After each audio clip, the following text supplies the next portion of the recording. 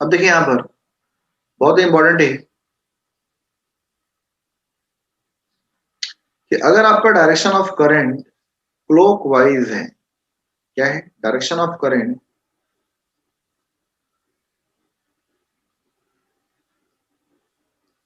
Direction of current अगर clockwise है, अगर डायरेक्शन ऑफ करंट क्लॉकवाइज है, डायरेक्शन ऑफ करंट क्लॉकवाइज है, तो ये करंट का डायरेक्शन है। If direction of current is clockwise, then direction of magnetic field,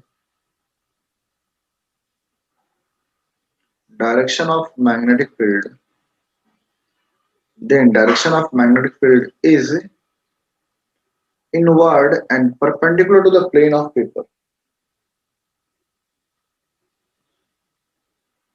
is inward direction,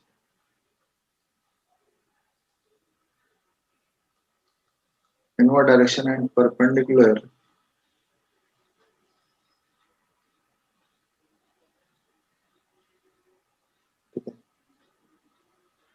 perpendicular to the plane of flow।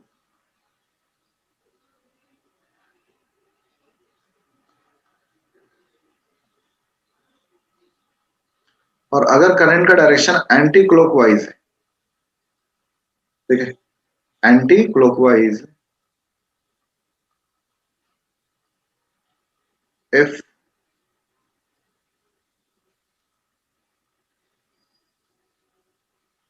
direction of current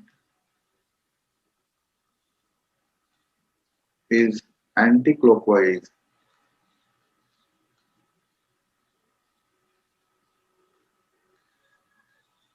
if direction of current is anti-clockwise, then direction of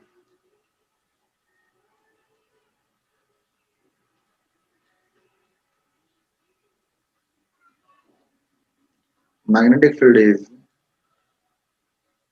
outward direction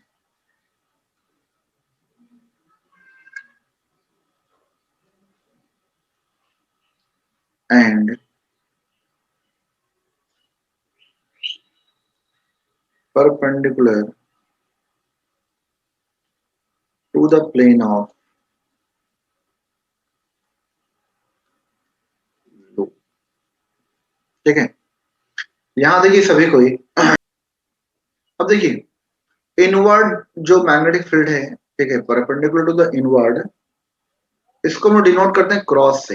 ये symbolic representation है। इसका मतलब ही क्या है, perpendicular, perpendicular and inward direction, perpendicular to the plane and inward direction, perpendicular to the plane and inward direction. और ये जो आउटवर्ड है इसको डिनोट करते हैं ऐसा।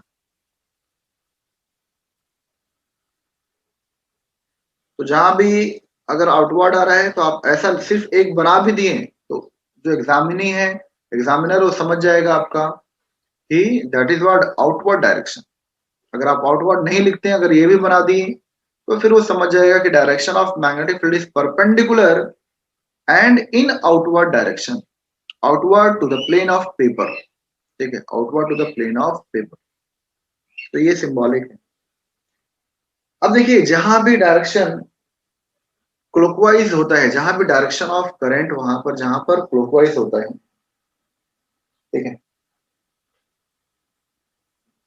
तो जो मैग्नेटिक फील्ड हम बोल रहे हैं कि डायरेक्शन वहां पर क्या होगा आपका, कि अगर डायरेक्शन आपका क्लॉकवाइज है तो जहां भी डायरेक्शन ऑफ करंट क्लॉकवाइज होता है वहां पर मैग्नेटिक फील्ड भला ही इनवर्ड हो, पर वहां कौन सा पोल ऑफ मैग्नेटिक फील्ड होता है ये भी बहुत इंपॉर्टेंट है। तो ये भी यहीं पर जानना आपको कि अगर आपका,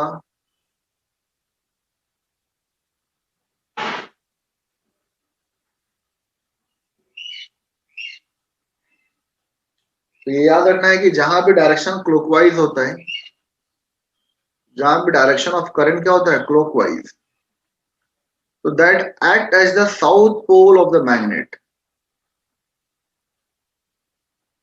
याद रखने के लिए देख लीजिए साउथ पोल, साउथ पोल में क्या है, करंट ऐसा जाएगा और ऐसा निकलेगा। तो इसको बोलते हैं south pole of the magnet, south pole of the magnet. और जहां भी करंट एंटी क्लॉकवाइज है, एंटी क्लॉकवाइज मतलब क्या, ये करंट ऐसा जाएगा,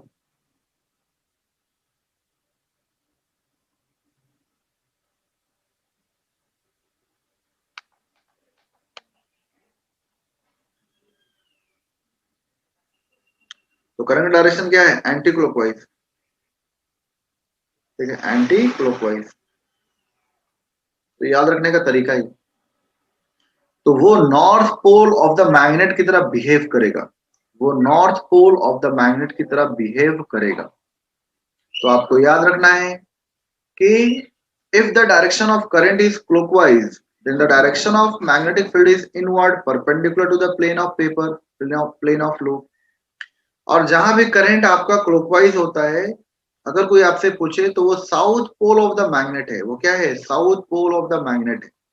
ठीक है, जहां भी करंट आपका एंटी क्लॉकवाइज है, एंटी क्लॉकवाइज मतलब क्या, उल्टा, तो जहां भी एंटी क्लॉकवाइज है वो north pole of the magnet की तरह बिहेव करता है। ठीक है, north pole of the magnet की तरह बिहेव करेगा। तो ये बहुत ही इंपॉर्टेंट था, बोल बोल कर आप थोड़ा रिवीजन कीजिए, फिर इस पर न्यूमेरिकल करा रहे हैं, फिर इस पर न्यूमेरिकल करा रहे हैं। एक बार बोलकर सभी को रिवीजन कीजिए कि जहां भी डायरेक्शन आपका क्लॉकवाइज होगा वहां direction of magnetic field inward होगा, और जहां भी डायरेक्शन ऑफ करंट क्लॉकवाइज होता है वहां पर मैग्नेटिक फील्ड साउथ पोल होगा। जहां भी direction of current anti clockwise होगा वहां पर मैग्नेटिक फील्ड आउटवर्ड होगा, और जहां पर मैग्नेटिक फील्ड आउटवर्ड होता है वहां पर direction of magnetic field north pole होता है। क्या होता है, north pole, that behaves as the north pole of the magnet. ठीक है, यहां तक समझा गया सभी को। ठीक है, अब देखिए इस पर बहुत सारे क्वेश्चंस हैं जो आपके आए हुए हैं। देखिए बहुत सारा क्वेश्चन, एक दो नहीं, बहुत सारा क्वेश्चन। सबसे पहले क्वेश्चंस करते हैं हम लोग।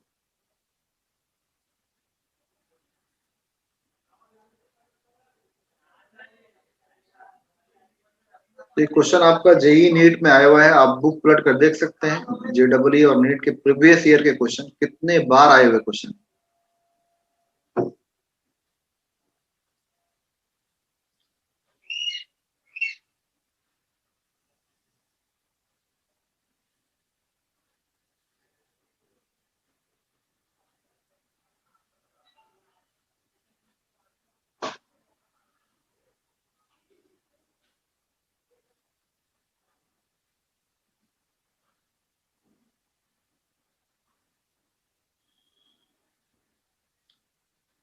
तो करंट यहां से जाना शुरू हुआ आपका,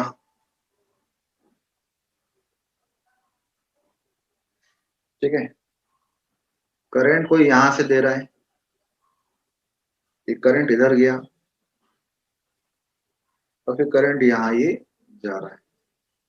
करंट क्या है, सेम आई, दोनों लूप में करंट क्या है, सेम। ठीक है, तो आपको निकालना what is the magnetic field at the centre of this coil.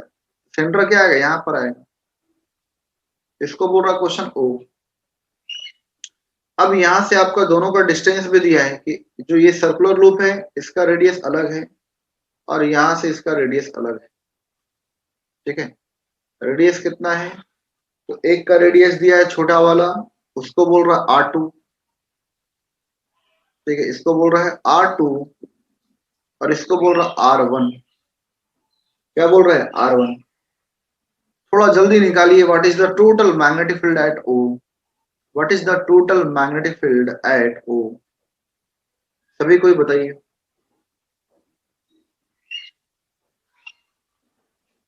What is the net magnetic field? What is the total magnetic field? 1 upon R2 minus 1 upon R1 आएगा।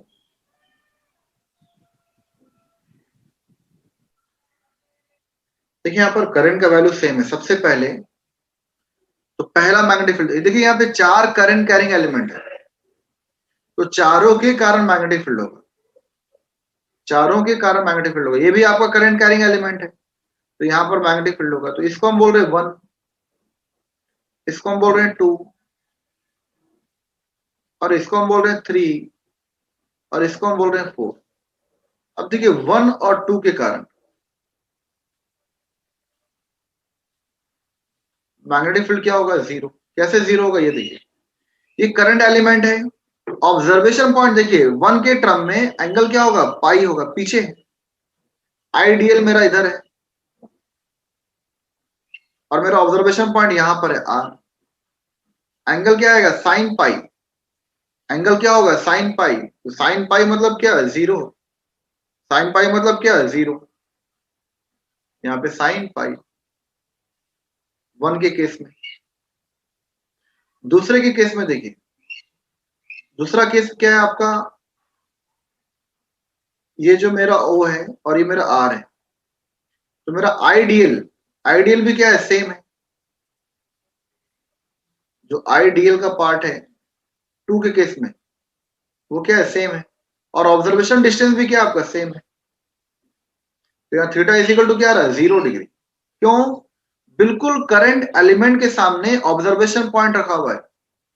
जो कल बताए थे हम कि जो करंट कैरिंग कंडक्टर के अगर बिल्कुल आप सामने मैग्नेटिक कंपास रखिएगा तो डिफ्लेक्शन क्या होगा? जीरो। मैग्नेटिक फील्ड क्या होगा? जीरो। तो ये बिल्कुल करंट कैरिंग कंडक्टर के सामने मैग्नेटिक कंपास रखा हुआ, ऑब्जर्वेशन पॉइंट रखा है, तो थीटा इज इक्वल टू क्या होगा? जीरो। साइन जीरो का वैल्यू क्या होता है? जीरो। तो इसलिए ये जो आपका करंट एलिमेंट है स्ट्रेट वायर, ये कुछ भी कंट्रीब्यूट नहीं कर रहा है। ठीक है, this will not make any contribution to the total magnetic field at O. अब क्या बचा? 3 और 4। तो देखिए, तो बी ड्यू टू 4 क्या होगा? तो म्यू नॉट अपॉन 4 पाई। अब देखिए यहाँ पे 2 पाई नहीं आएगा, क्यों? क्योंकि ये सेमी सर्कल है। तो यहाँ पे थीटा आई, फॉर्मूला आपको याद था, थीटा आई मतलब क्या? पाई आई और अपॉन R1। तो mu not upon 4 pi theta I, theta मतलब क्या? सेमी सर्कल है, तो क्या आएगा? पाई आई और अपॉन यहाँ का डिस्टेंस R1। और डायरेक्शन क्या होगा? तो ये क्लॉकवाइज है, मतलब क्या? ये होगा inward. Direction of magnetic field is what? Inward direction. अब जो एक और मैग्नेटिक फील्ड है, ठीक है, वो क्या है? तो म्यू नॉट अपॉन 4 पाई। तो इसको बोल दीजिए आप क्या? B4 या B1 मानिए, ऐसे तो B1 B2 मान लिया, ठीक है ना? ये B4 और ये B3। म्यू नॉट अपॉन 4 पाई। अब इसके कारण क्या होगा? तो यहाँ भी क्या है? पाई आई, करंट भी सेम है और यहाँ एंगल रेडियस क्या है? R2 है। ये भी आपका सेमी सर्कल है, छोटा सेमी सर्कल है, रेडियस कम है। पर यहाँ डायरेक्शन क्या? Anti clockwise. एंटी क्लॉकवाइज मतलब क्या? आउटवर्ड डायरेक्शन में मैग्नेटिक फील्ड होगा। ठीक है, आउटवर्ड डायरेक्शन में मैग्नेटिक फील्ड होगा। अब देखिए दोनों डायरेक्शन अपोजिट है, तो यहाँ पर क्या होगा? सब्ट्रैक्ट होगा। जब दो डायरेक्शन अपोजिट होता है वेक्टर में, तो क्या करेंगे? हम माइनस करेंगे और यहाँ वेक्टर लगाएंगे। क्यों? क्योंकि हम डायरेक्शन लिख रहे हैं। अब यहाँ नेट मैग्नेटिक फील्ड क्या होगा? टोटल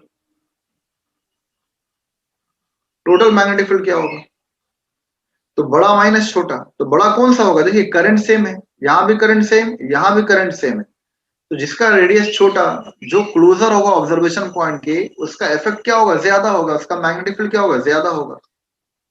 तो म्यू नॉट अपॉन 4 पाई, ठीक है, R2 वाला बड़ा होगा, तो पाई आई दोनों में कॉमन है, तो पाई आई और क्या होगा? 1/R2 minus 1/R1। ये क्लोजर है तो इसका इफेक्ट ज्यादा होगा, बड़ा माइनस छोटा कर रहे हैं। अच्छा, डायरेक्शन भी क्या होगा फिर? Outward direction. क्यों? बड़े का डायरेक्शन देखना है, तो बड़े का डायरेक्शन क्या? आउटवर्ड है और छोटे वाले क्या? इनवर्ड है। तो जब बड़ा माइनस छोटा करेंगे तो यही बचेगा। जैसे ये बड़ा है और ये छोटा है कोई वेक्टर, तो जब ये सब्ट्रैक्ट करेंगे, जैसे 5i और ये माइनस में उल्टा है, तो ये क्या है? 2i। तो बड़ा माइनस छोटा करेंगे तो क्या आएगा? 5i, बड़े का डायरेक्शन बचेगा, बड़े का डायरेक्शन बचता है। तो आपको याद रखना है कि बड़ा माइनस छोटा क्या होगा? बड़े का डायरेक्शन बचेगा, आउटवर्ड डायरेक्शन। तो this is the total magnetic field eight O। ठीक है, this is the total magnetic field eight O। हमारा सभी को बताइए, ये समझा क्या सभी को? Yes sir. एक और क्वेश्चन करते हैं हम लोग, ये लास्ट क्वेश्चन है, लास्ट क्वेश्चन जल्दी करते हैं।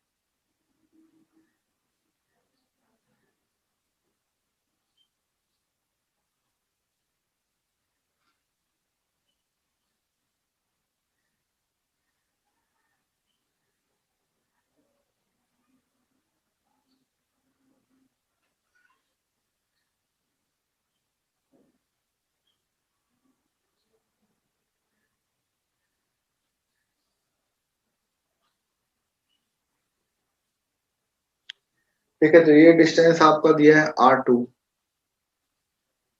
और ये R1। थोड़ा जल्दी निकालिए, what is the magnetic field.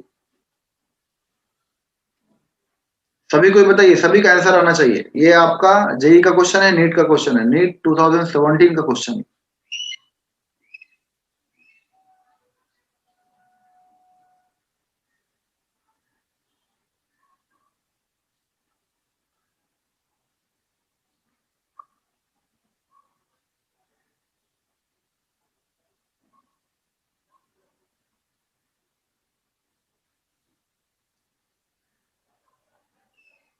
What is the total magnetic field at O?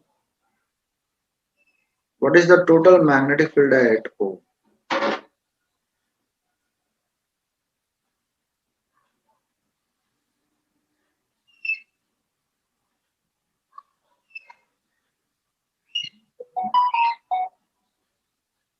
What is the total magnetic field at O?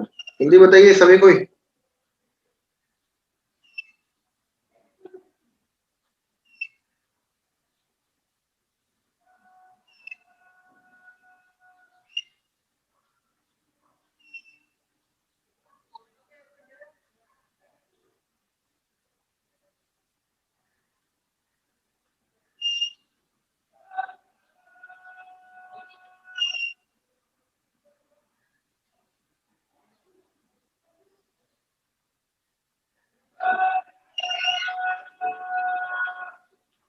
देखिए यहाँ पर सबसे पहले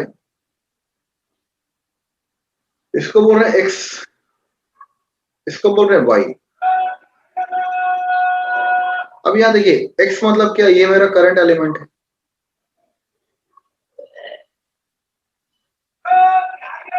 और ऑब्जर्वेशन पॉइंट कहां पर है, यहाँ पर है ओ। तो एंगल क्या आएगा, पाई आएगा। करंट कैरिंग कंडक्टर के बिल्कुल अपोजिट डायरेक्शन में है, बिल्कुल अपोजिट डायरेक्शन में। तो यहाँ पे क्या आएगा, जीरो आएगा एक्स के कारण। उस तरह वाई के कारण ऑब्जर्वेशन पॉइंट कहां पर है, यहां पर है, और ये मेरा आईडीएल है, करंट कैरिंग एलिमेंट आईडीएल, ये वाई के कारण। तो यहां पर एंगल क्या आएगा, 0 डिग्री। क्या आएगा, 0 डिग्री, साइन 0। तो बिल्कुल करंट कैरिंग कंडक्टर के सामने है, तो आपका मैग्नेटिक फील्ड क्या होगा, 0। वाई जो स्ट्रेट पार्ट है और ये जो स्ट्रेट पार्ट है, कहानी खत्म हुआ। अब आइए और 1 2 के कारण, तो हम इसको बोल रहे हैं 1 B1, जिसका रेडियस R1 है। तो B1 क्या होगा आपका, μ0/4 पाई आई अपॉन R1। ठीक है, पाई है, सेमी सर्कल है, तो थीटा आई अपॉन आर। अगर कंप्लीट सर्कल होता ये पूरा कंप्लीट सर्कल तो 2 पाई लेते, 2 पाई आई अपॉन आर। और ये सेमी सर्कल है तो पाई आई अपॉन R1। डायरेक्शन क्या है, डायरेक्शन देखिए, ये इसको बोलते हैं एंटी क्लॉकवाइज। ये डायरेक्शन क्या है आपका, एंटी क्लॉकवाइज, मतलब ये आउटवर्ड डायरेक्शन। क्या ये आउटवर्ड डायरेक्शन, तो यहाँ पर वेक्टर दे दीजिए, क्यों, क्योंकि आपने डायरेक्शन मेंशन किया है। नाउ B2, B2 भी क्या है, आप देखिए ये भी क्या आपका एंटी क्लॉकवाइज डायरेक्शन में। ये क्या होगा, μ0/4 पाई आई अपॉन R2। डायरेक्शन क्या होगा, आउटवर्ड। दो वेक्टर जब सेम डायरेक्शन में होते हैं, मतलब two vectors are in same direction, resultant क्या होगा, ऐड होगा। तो total magnetic field can be given as mu not upon 4 pi pi I, ठीक है, पाई आई, और क्या होगा आपका 1/r1 plus 1/r2, mu not upon 4 pi pi I 1/r1 plus 1/r2, ठीक है, 1/r1 प्लस 1/r2, और डायरेक्शन क्या होगा, आउटवर्ड। जो टोटल का डायरेक्शन भी होगा वो क्या होगा, आउटवर्ड।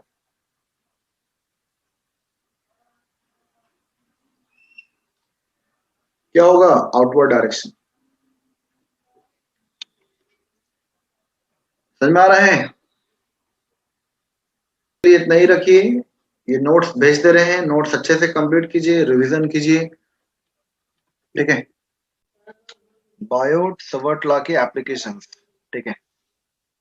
लास्ट क्लास में हम लोगों ने देखा था कि magnetic field due to circular loop, circular coil, current carrying circular coil. तो सबसे पहले आपने देखा कि अगर आपका बायोट सवर्ट लॉ है तो B इज इक्वल टू क्या था, dB, स्मॉल एलिमेंट के कारण अगर आपका मैग्नेटिक फील्ड है तो mu not upon 4 pi ideal sine theta upon r square, distance of current carrying element to the observation point r। इसका एप्लीकेशन क्या है, कल हम लोगों ने तो निकाला क्या कि अगर कोई सर्कुलर कॉइल में करंट मूव कर रहा है तो what is the magnetic field. तो B is equal to what, mu not upon 4 pi theta I upon r, उसका radius, where a is what, the radius. Theta, theta मतलब क्या, अगर कंप्लीट सर्कुलर कॉइल है, ठीक है, जिसमें करंट जा रहा है, तो वहां पर मैग्नेटिक फील्ड का फॉर्मूला क्या होगा, B is equal to what, mu not upon 4 pi 2 pi I upon r, ठीक है, 2 pi r upon 2 pi I upon r। अगर सेम ही सर्कल है, अगर यहाँ करंट जा रहा है, what is the magnetic field, यहाँ पर मैग्नेटिक फील्ड क्या होगा। तो आप लोगों ने देखा क्या कि B is equal to what, mu not upon 4 pi theta, तो यहाँ पर थीटा क्या आएगा, pi I upon r, r मतलब क्या, a,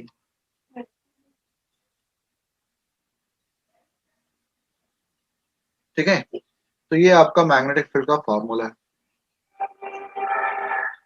ठीक है। तो कल हम लोगों ने क्वेश्चन भी किया था, आज देखिए बहुत ही इंपॉर्टेंट है क्वेश्चन करने के लिए, क्योंकि ऐसा नहीं कि सिर्फ सर्कुलर कॉइल में ही आपका क्वेश्चन आएगा, नहीं, बहुत सारा और भी क्वेश्चंस हैं, ठीक है, जो आपको समझना है।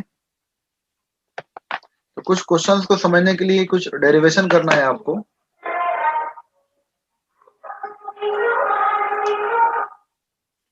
तो बहुत ध्यान से देखिए, हम लोग जो पढ़ने वाले हैं आज, बहुत इसको लोग कॉम्प्लिकेटेड बनाते हैं, पर ये सबसे इजी टॉपिक और आपको इजी वे में समझा रहे हैं हम, ठीक है।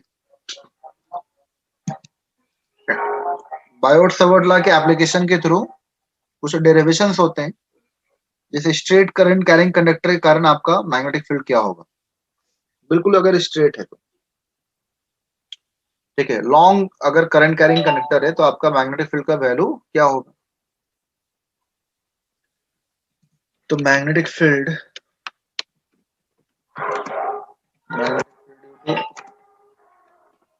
लॉन्ग करंट कैरिंग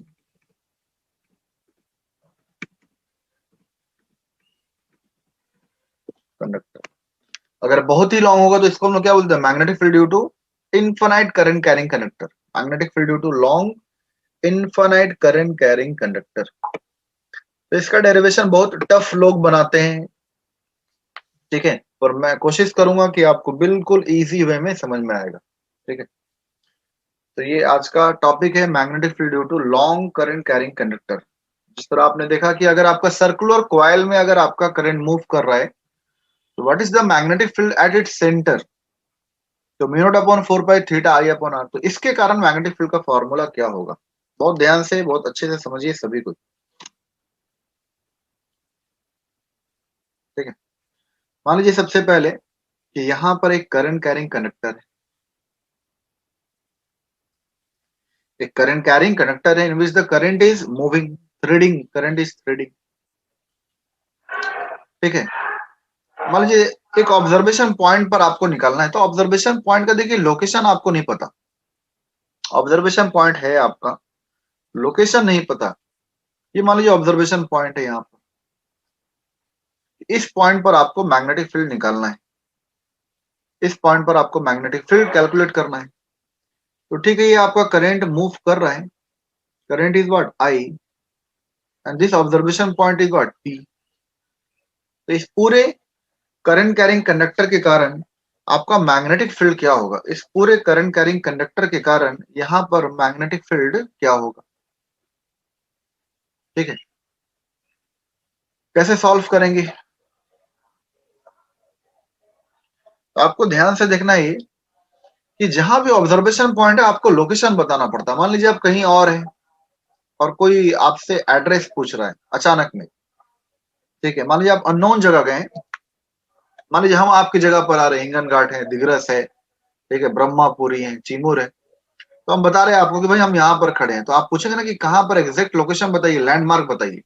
तो मैं बताता हूँ कि नहीं, उस दुकान से यहाँ पर है, इस दुकान से यहाँ पर है, मेरे दुकान के 2 दुकान ये आगे ये दुकान है, और मेरे पीछे आपका ये लोकेशन है। तो आप आगे पीछे एक डेस्टिनेशन देते हैं, आगे पीछे एक लैंडमार्क देते हैं आप। तो उस तरह से ऑब्जर्वेशन पॉइंट का, यहाँ पर ऑब्जर्वेशन पॉइंट कहाँ पर है, मतलब आप डिस्टेंस कहाँ से कैलकुलेट करेंगे, यहाँ से कैलकुलेट करेंगे तो ये अलग आएगा, यहाँ से अलग आएगा, यहाँ से अलग आएगा। तो ऑब्जर्वेशन पॉइंट का सबसे पहले आपको एक फाइनाइट डेस्टिनेशन देना पड़ेगा, ये ऑब्जर्वेशन पॉइंट है कहां पर, तो आपको लेना पड़ेगा ये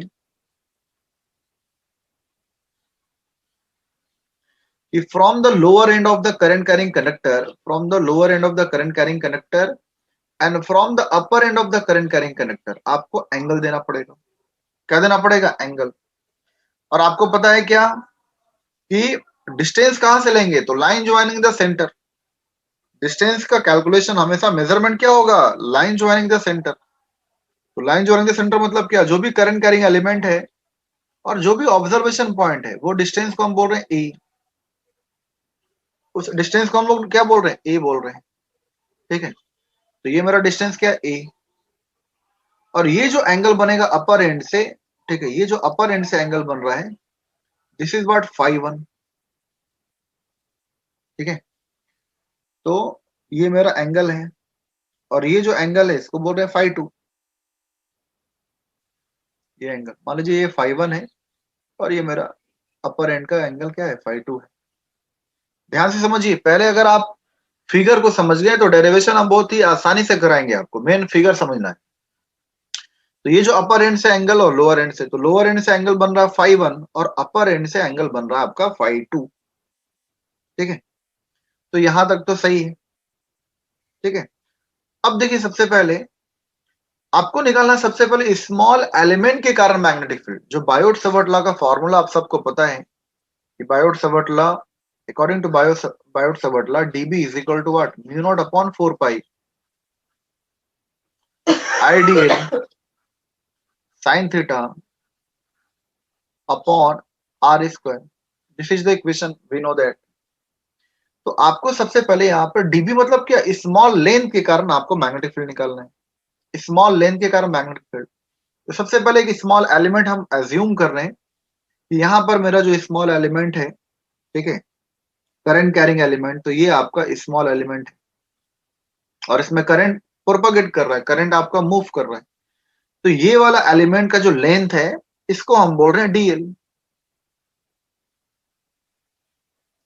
ठीक है। ये वाला जो करंट का एलिमेंट है इसे हम बोल रहे हैं डीएल, क्या बोल रहे हैं, डीएल, ठीक है। अब देखिए इसका भी कुछ एंगल बनेगा यहां से, ठीक है, इसका भी कुछ एंगल बनेगा। तो ये थोड़ा बड़ा ही एलिमेंट हो गया, थोड़ा सा आपको छोटा एलिमेंट बनाना है, क्योंकि फिर एंगल वेरी करेगा। तो ये आप हम एलिमेंट मान रही है डीएल।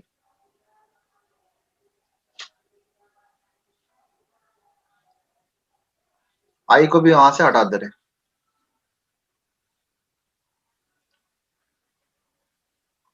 तो ये जो आपका एलिमेंट है दिस इज डीएल। ठीक है, ये क्या आपका डीएल है, और करंट जो मूव करा था वो आपको पता है करंट क्या आपका आई है, करंट क्या आपका आई। ठीक है, तो यहाँ भी करंट मूव कर रहा है और यहाँ पर एक स्मॉल एलिमेंट है। अब देखिए यहाँ पर इस पोजीशन पॉइंट का वेक्टर क्या होगा, मतलब पोजीशन वेक्टर क्या होगा from the this small element. जो यहाँ पर करंट कैरिंग एलिमेंट है, यहां से ऑब्जर्वेशन पॉइंट का डिस्टेंस क्या होगा। तो भाई यहां से भी आपको डिस्टेंस लेना पड़ेगा, क्योंकि जब आप स्मॉल एलिमेंट के कारण स्मॉल डीबी निकालेंगे, स्मॉल डीएल के कारण स्मॉल डीबी, तो आपको यहाँ चाहिए लाइन ज्वाइनिंग द सेंटर। आपको यहां से डिस्टेंस का मेजरमेंट पता होना। तो ये डिस्टेंस को हम बोल रहे हैं क्या, ये जो पोजीशन वेक्टर है पॉइंट पी का फ्रॉम स्मॉल एलिमेंट, ठीक है, फ्रॉम स्मॉल एलिमेंट, तो इसको आप बोल दीजिए आर। क्या बोलिए आप, आर। ठीक है, this is the position vector of point P from the small current carrying element. अब देखिए यहां पर भी एंगल बनेगा, क्या बनेगा, एंगल। तो ये एंगल को हम क्या बोल रहे हैं, थीटा। ठीक है, ये एंगल को हम लोग क्या बोल रहे हैं, थीटा। ठीक है, कि स्मॉल एलिमेंट और ऑब्जर्वेशन पॉइंट के बीच का एंगल क्या है, थीटा है। स्मॉल एलिमेंट और ऑब्जर्वेशन पॉइंट के बीच का एंगल क्या है, थीटा। ठीक है, तो यहां पर आपका एंगल थीटा बन रहा है। अब देखिए यहां पर भी कुछ एंगल है, ये जो थीटा वन है, ये फाइव वन जो आप माने थे, ये फाइव वन, ये एंगल कहां से है, फ्रॉम द लोअर एंड, ये पूरा, ये फ्रॉम द लोअर एंड पूरा है। पर आप देख सकते हैं कि यहां पर एक एंगल बनेगा, ठीक है, जो स्मॉल एलिमेंट से आप ले रहे हैं कैलकुलेशन। कहां से ले रहे हैं, स्मॉल एलिमेंट से। कि स्मॉल एलिमेंट से ऑब्जर्वेशन पॉइंट का जो एंगल है वो क्या आपका, यहां से ये एंगल ले रहे हैं हम, कि from the small element to the observation point, ये एंगल को हम बोल रहे हैं फाई। क्या बोल रहे हैं, फाई। बहुत ध्यान से समझिए। ठीक है, तो ये एंगल अलग है और ये एंगल फ्रॉम यहां है, from the lower and of the current carrying conductor. तो फ्रॉम द लोअर एंड, फिर से आप समझिए, ये एंगल क्या है, फाई वन, और ये आपका स्मॉल एलिमेंट से ऑब्जर्वेशन पॉइंट का एंगल क्या है, फाई। ठीक है, अब ये बस मान लीजिए कि ये मेरा अगर आपका करंट कैरिंग कंडक्टर का सेंटर है, तो ये वाला जो डिस्टेंस है मेरा, ठीक है, ये डिस्टेंस, स्मॉल एलिमेंट आप कहां पर लिए उसका भी आपको डिस्टेंस पता होना चाहिए। तो ये फ्रॉम द सेंटर, ये मेरा जो करंट कैरिंग एलिमेंट जो है स्मॉल एलिमेंट, उसका डिस्टेंस हम क्या बोल रहे हैं, एल बोल रहे हैं। क्या बोल रहे हैं, एल। ठीक है, तो ये स्मॉल एल है, क्या ये स्मॉल एल। तो ये पूरा length of current carrying conductor आपको नहीं पता, गिवन नहीं है, क्योंकि हो सकता है कि लॉन्ग मतलब क्या, इन्फिनाइट भी आगे जाकर हम लोग एज्यूम करें। तो पर from the centre of the current carrying conductor, ये आपका जो डिस्टेंस है स्मॉल एलिमेंट का, that is L, that is L. ठीक है, तो ये था आपका, ये पॉइंट भी आप मान सकते हैं, एज्यूम कर सकते हैं कि ये पॉइंट आपका जो भी है, अगर ये पी पी है और ये आपका मान लीजिए दिस पॉइंट इज व्हाट, ये ए है, और ये पॉइंट मान लीजिए ये आपका बी। ठीक है, तो P A B, this is what, P A B. तो अब थोड़ा फिर से समझिए, आप जो एजम्पशंस और जो आपका आपने जो कंसिडरेशन लिया है, सबसे पहले क्या लिया कि एक मेरा करंट कैरिंग कंडक्टर जिसमें करंट मूव कर रहा आई, लोअर एंड से ऑब्जर्वेशन पॉइंट का एंगल है फाई वन, अपर एंड से ऑब्जर्वेशन पॉइंट का एंगल है फाई टू। ठीक है, ये रिकॉर्डिंग हो रहा है कि नहीं, हाँ ठीक है।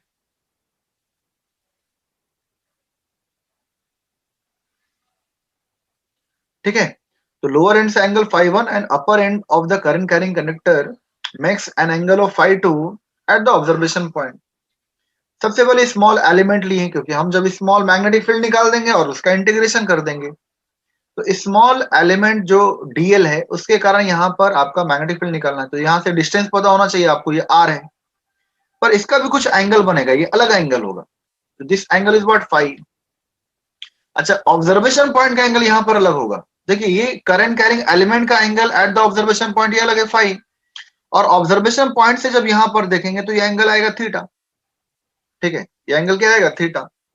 अच्छा, ये from the centre of current carrying conductor, ये जो आपका स्मॉल एलिमेंट जो आप लिए हैं तो कितना नीचे लिए हैं, तो स्मॉल एल डिस्टेंस है इसका, ठीक है। And this is what a, observation point का from the current carrying conductor बिल्कुल स्ट्रेट, ये आपका कितना डिस्टेंस है, ए है।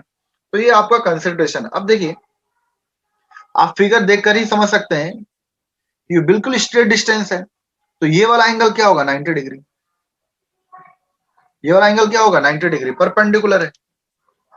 अब देखिए कितना आसानी से आपका डेरिवेशन होगा। लोग इतना कॉम्प्लिकेटेड मानते हैं इसको, इतने 2 पेज और 3 पेज में डेरिवेशन करते हैं, ठीक है। आप जब यूट्यूब वगैरह में देखेंगे या जो भी है, तो बहुत लॉन्ग डेरिवेशन, 1 घंटे का वीडियो है। आप इसको सिर्फ 5 मिनट में सॉल्व कर सकते हैं, और इतना हम समझा रहे रिपीट में, नहीं तो ये सिर्फ 2 मिनट 3 मिनट का डेरिवेशन है। अब देखिए शॉर्ट ट्रिक से कैसे आप इसको करना है। सबसे पहले तो आपको ये बायोट सावर्ट लॉ का फॉर्मूला आपको पता होना चाहिए, ठीक है।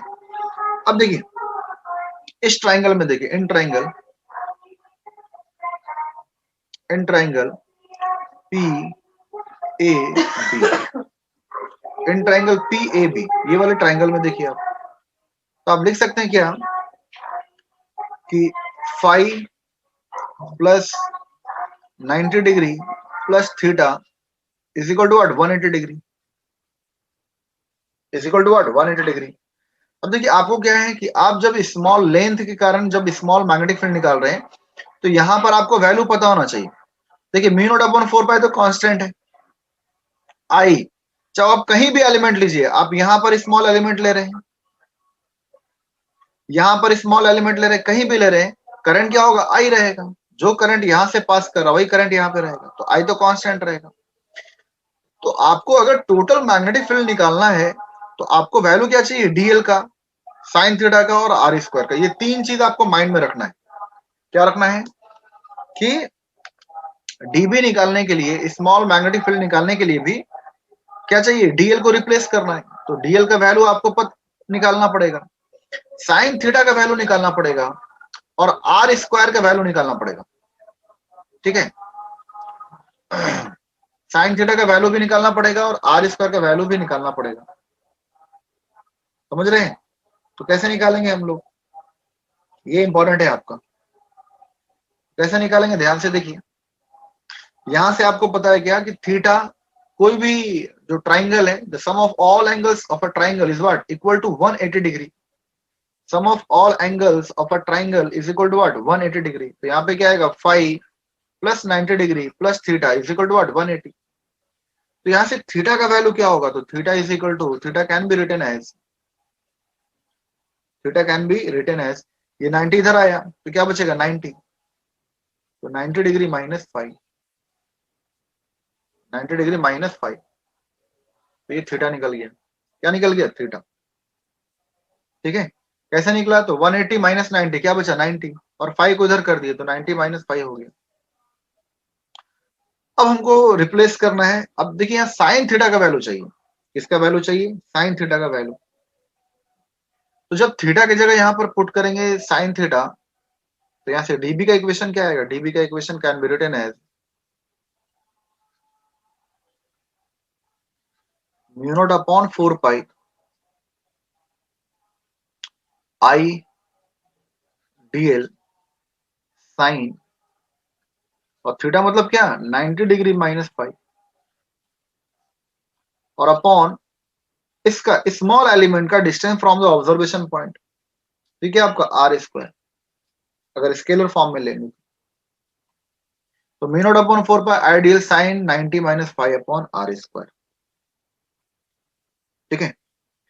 अब देखिए इसी ट्राइंगल में, क्योंकि आपको पता है कि sine 90 minus 5, sine 90 minus theta, sine 90 plus theta भी आपको चेंज होता है, ठीक है। 90 के फॉर्म में कभी भी क्या होगा, चेंज, 90 है, ठीक है, और 270 के फॉर्म में, तो साइन 90 माइनस थीटा या साइन 90 प्लस थीटा क्या होगा, कॉस थीटा। तो यहाँ पे कॉस फाइव आ जाएगा, क्या आ जाएगा, कॉस फाइव, पर कॉस फाइव का वैल्यू आपको चाहिए फिर, ठीक है।